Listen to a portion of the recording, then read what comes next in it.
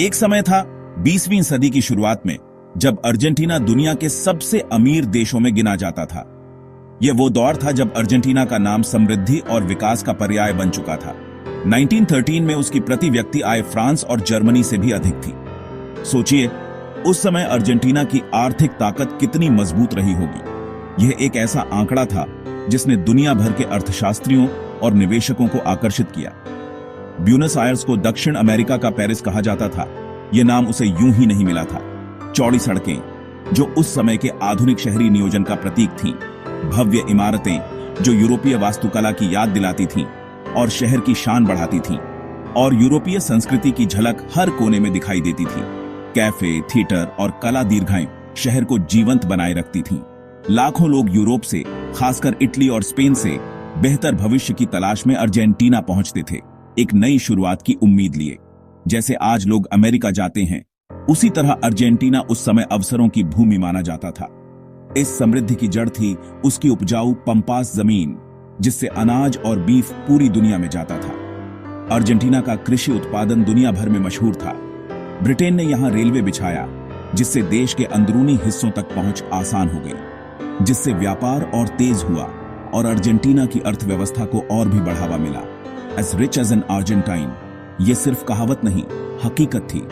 Argentina के लोग सचमुच में समृद्ध थे। मजबूत मध्य वर्ग जो देश की आर्थिक और सामाजिक स्थिरता का आधार था। शिक्षा और स्वास्थ्य पर ध्यान यह सुनिश्चित करता था कि देश के सभी नागरिकों को बेहतर जीवन जीने का अवसर मिले, और सुनहरा भविष्य। हर कोई आने वाले कल को लेकर आशावान था। ऐसा लगता था अर्जेंटीना की तरक्की को कोई नहीं रोक सकता। यह एक अजेय शक्ति की तरह आगे बढ़ रहा था। लेकिन इतिहास बताता है कि सफलता की राह हमेशा सीधी नहीं होती। समृद्धि को बनाए रखना सबसे मुश्किल है। यह एक सतत प्रयास और दूरदर्शिता की मांग करता है। अर्जेंटीना की कहानी हमें चेतावनी देती है कि लापरवाही और गलत निर्णय किसी भी देश को बर्बाद कर सकते हैं, कि गलत फैसले और कमजोर संस्थान किसी भी देश को गर्त में पहुंचा सकते हैं। यह एक ऐसा सबक है जिसे हमें कभी नहीं भूलना चाहिए। 1930 के दशक में वैश्विक महामंदी ने अर्जेंटीना की निर्यात आधारित अर्थव्यवस्था को झटका दिया। नेताओं ने आयात प्रतिस्थापन औद्योगिकरण नीति अपनाई, बाहर के सामान पर भारी टैक्स, ताकि देश में ही उद्योग लगे। आत्मनिर्भरता की यह कोशिश उलटी पड़ी।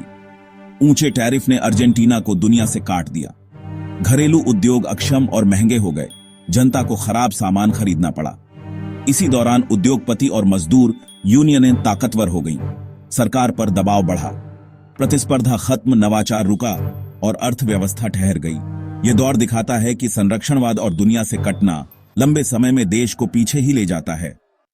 अर्थव्यवस्था डगमगाई तो राजनीति भी अस्थिर हो गई। 1930 में सेना ने लोकतांत्रिक सरकार गिरा दी। इसके बाद तख्ता पलटों का सिलसिला शुरू हुआ।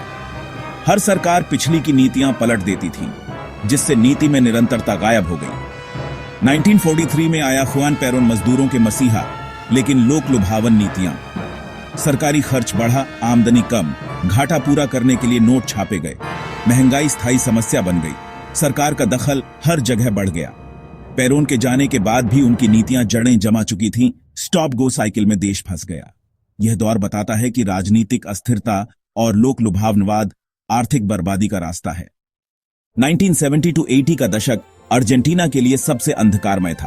फिर से सेना ने सत्ता संभाली, मानवाधिकारों का हनन हुआ और अर्थव्यवस्था को अचानक खोल दिया गया।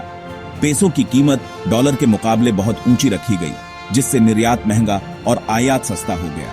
विदेशी सामान से स्थानीय उद्योग तबाह, बेरोजगारी बढ़ी। सरकार ने भारी कर्ज लिया। 1983 तक विदेशी कर्ज 8 अरब से 45 अरब डॉलर हो गया। लोगों ने पैसा बाहर भेजना शुरू किया। सरकार ने फिर नोट छापे। महंगाई हाइपर इन्फ्लेशन में बदल गई। 1989 तक महंगाई 5000% सालाना पहुंची। लोग अपनी बचत और भविष्य दोनों खो बैठे। 1990 के दशक में राष्ट्रपति कार्लोस मेनेम ने व्यापक सुधारों की शुरुआत की। उन्होंने अर्जेंटीना की अर्थव्यवस्था को बदलने का एक साहसिक दृष्टिकोण अपनाया। सरकारी कंपनियों का निजीकरण किया गया, जिससे राज्य के स्वामित्व वाले उद्यमों को निजी हाथों में स्थानांतरित कर दिया गया। इसका उद्देश्य दक्षता बढ़ाना और सरकारी खर्च को कम करना था। अर्थव्यवस्था को खोला गया, व्यापार बाधाओं को कम किया गया और विदेशी निवेश को प्रोत्साहित किया गया। इसका लक्ष्य अर्जेंटीना को वैश्विक अर्थव्यवस्था के साथ एकीकृत करना था और पेसो को डॉलर से बांध दिया गया। इस कदम का उद्देश्य मुद्रास्फीति को नियंत्रित करना और आर्थिक स्थिरता लाना था। हाइपरइन्फ्लेशन रुका, जिससे कीमतों में स्थिरता आई, लेकिन पेसो के डॉलर से बंधे होने के कारण निर्यात महंगा हो गया, जिससे अर्जेंटीना की प्रतिस्पर्धात्मकता प्रभावित हुई। सरकार ने फिर कर्ज लेना शुरू किया क्योंकि उसने आर्थिक विकास को बढ़ावा देने और बजट घाटे को पूरा करने की कोशिश की। बेरोजगारी बढ़ी क्योंकि निजीकरण और आर्थिक उदारीकरण के कारण नौकरियां कम हुई और बैंकिंग सिस्टम पर संकट आ गया, जिससे लोगों का विश्वास कम हो गया। 2001 में आर्थिक स्थिति बिगड़ने के साथ सरकार ने बैंक खातों से पैसे निकालने पर रोक लगा दी, एक हताश कदम जिसने जनता के गुस्से को और बढ़ा दिया। इस फैसले के बाद देश में दंगे भड़क उठे क्योंकि लोग अपनी बचत तक पहुंचने में असमर्थ थे। राजनीतिक अस्थिरता के बीच 2 हफ्तों में 5 राष्ट्रपति बदले, जो देश में व्याप्त अराजकता को दर्शाता है। अंततः सरकार ने 100 अरब डॉलर के कर्ज पर डिफॉल्ट किया, जो इतिहास में सबसे बड़े संप्रभु डिफॉल्ट में से एक था। डिफॉल्ट के बाद पेसो की कीमत गिर गई, जिससे मुद्रा का अवमूल्यन हुआ और अर्थव्यवस्था 15% सिकुड़ गई, जिससे गंभीर मंदी आई। आर्थिक पतन के परिणाम स्वरूप आधी आबादी गरीबी रेखा के नीचे चली गई, जिससे व्यापक सामाजिक संकट पैदा हो गया। यह संकट दिखाता है कि आधे अधूरे सुधार, वित्तीय जोखिमों की अनदेखी और अदूरदर्शी नीतियां देश को तबाह कर सकती हैं। 2001 के भीषण आर्थिक संकट के बाद अर्जेंटीना ने कुछ राहत की सांस ली। वैश्विक कृषि कीमतों में उछाल ने अर्जेंटीना की अर्थव्यवस्था को कुछ सहारा दिया, जिससे निर्यात में वृद्धि हुई। लेकिन यह सुधार सतही था क्योंकि बुनियादी समस्याएं जस की तस बनी रहीं। अर्जेंटीना की अर्थव्यवस्था संरचनात्मक कमजोरियों से जूझती रही और फिर 2014 और 2020 में अर्जेंटीना एक बार फिर कर्ज चुकाने में डिफॉल्ट कर गया, जिससे देश की आर्थिक स्थिति और भी नाजुक हो गई। महंगाई 200% के पार चली गई, जिससे लोगों की क्रय शक्ति घट गई और जीवन यापन मुश्किल हो गया। ऐसे निराशाजनक माहौल में 2023 में जनता ने खावियर मिलेई को राष्ट्रपति चुना, एक ऐसे नेता को चुना जो बदलाव का वादा कर रहे थे।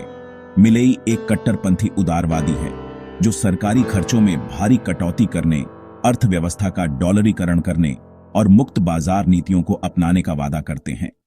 उनके विचारों ने कई लोगों को आकर्षित किया जो मौजूदा स्थिति से तंग आ चुके थे।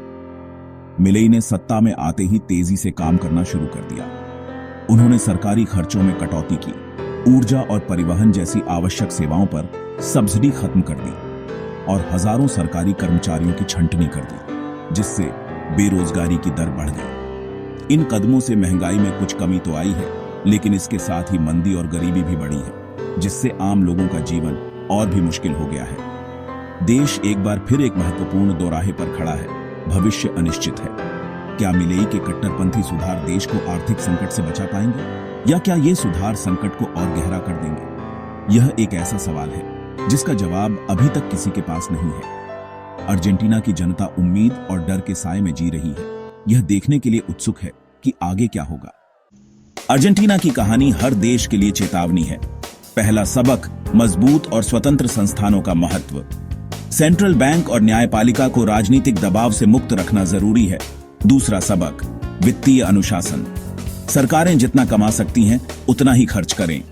अंधाधुंध कर्ज और नोट छापना विनाशकारी है। तीसरा सबक, नीतिगत स्थिरता और दूरदर्शिता। बार बार नीति बदलने से निवेश और विकास रुक जाता है। आर्थिक समृद्धि एक नाजुक पौधा है जिसे अनुशासन और समझदारी से सींचना पड़ता है। थोड़ी सी लापरवाही, एक गलत फैसला सब कुछ बदल सकता है। दुनिया को अर्जेंटीना की कहानी से सीखना चाहिए, क्योंकि इतिहास खुद